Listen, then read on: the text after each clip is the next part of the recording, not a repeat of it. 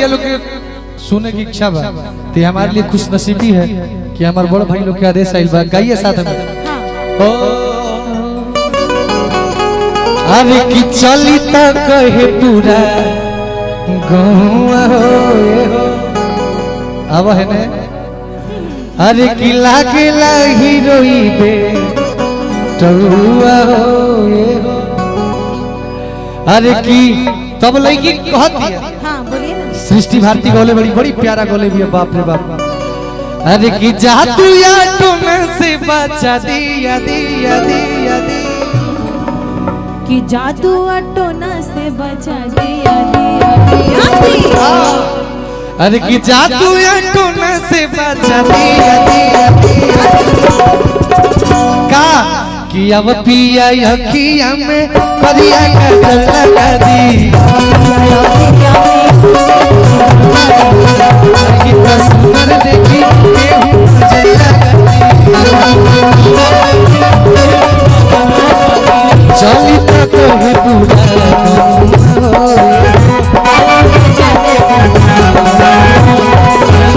लागे लगी रोई बेटुआ हो चली तक है पूरा लागे लगी रोई बेटुआ हो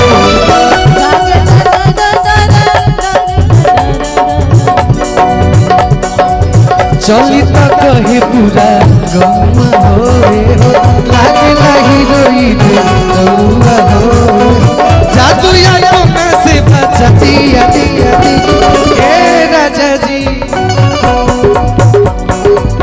अब पिया अखिया में परिया कजल लगा दी नहीं तो सुन देखी केहू नजर लगा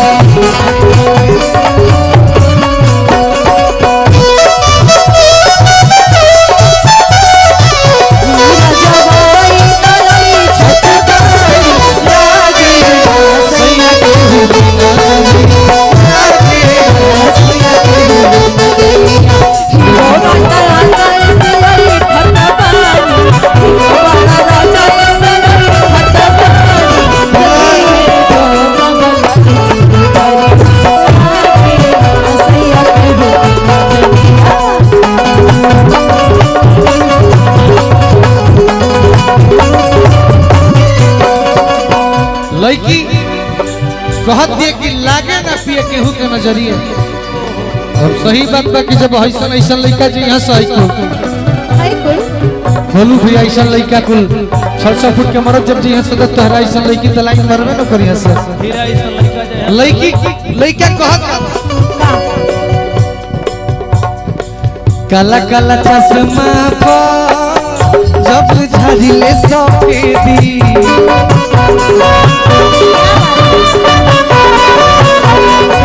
कहली से लईकी हो दिल हमारे के दे दी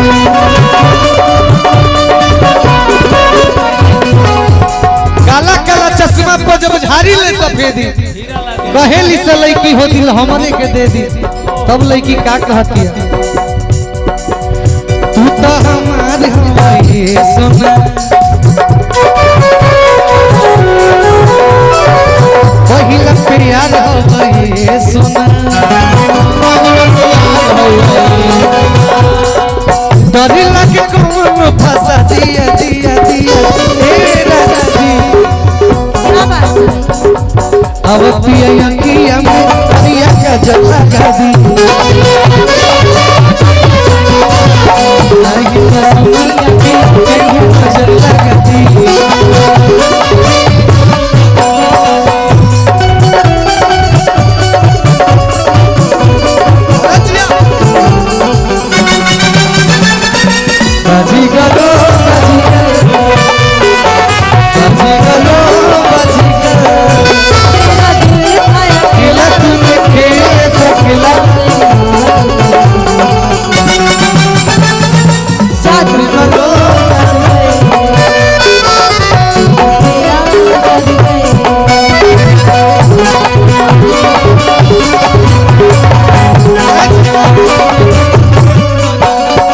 इतने ना निशा जी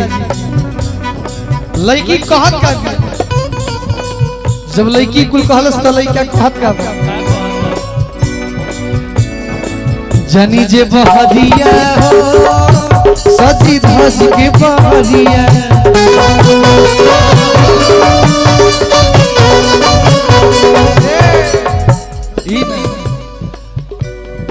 सजिया के निकली हो सजी धज के बहरिया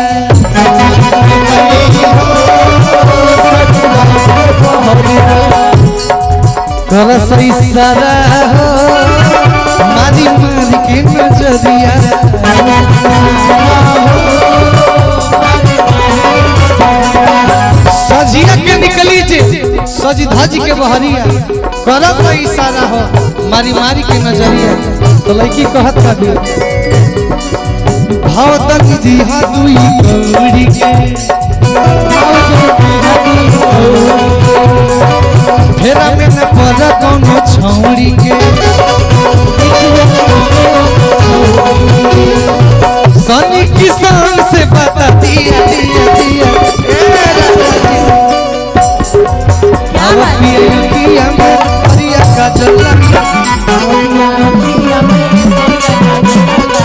नहीं तो सुनर देखी केहू नजर लगा दी